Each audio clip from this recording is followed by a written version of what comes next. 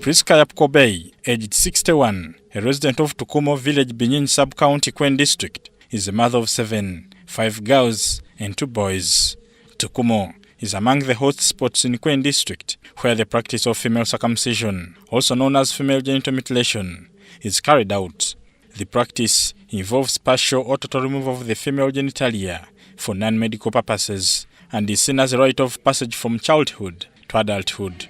PRISCA, who underwent FGM at 20 years as she prepared for marriage, used to escort fellow female elders to the cutting and was attracted to learn the lucrative practice by then. If the candidates were like 20 girls, then they would come with several hens and the brew and other gifts. So she would go there so that she gets those gifts. PRISCA, a former surgeon, can't estimate the number of girls and women she has cut since her mid-20s, many of whom died due to overbleeding.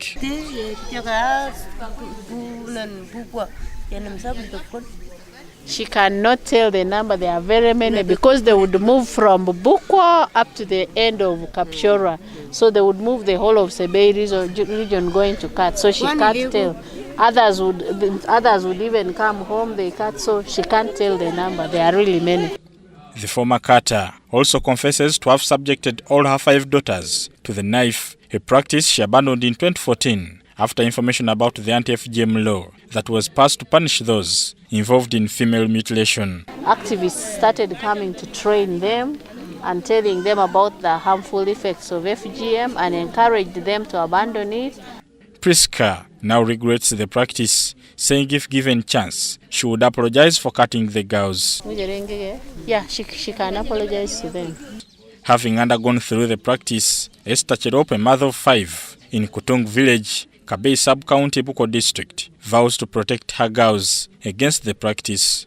Rebecca Chemtai, aged 23, who sat senior for last year, is among her daughters. In the pregnancy, the place is not, it cannot be large. It can take even to the hospital to be cut it again, and then the child can come out.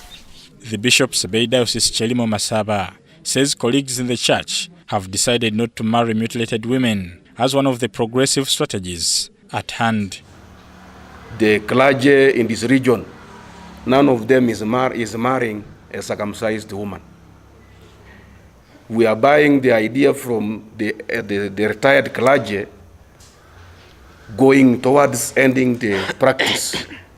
The bishop says the war against FGM was started by the church in 1950s with the old clergy who took over from the missionaries in Sebei Region. And there is evidence to that effect that most of the girls who belong to the reverends of 1950s, those who were the SEBEJ here, the first priests, none of their girls were circumcised. You can't even get married to the one who has been cut or who has not been. It's now like just freedom now has been brought. And this one has actually helped us to reduce, they has helped to reduce the FGM. And the many girls of ours are now married all over this country, even outside.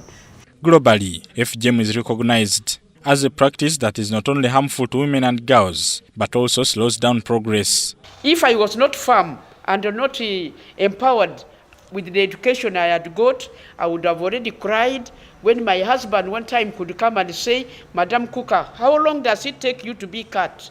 Because he was being intimidated by the community. I could tell him it takes only a second, but I'm not ready to be cut.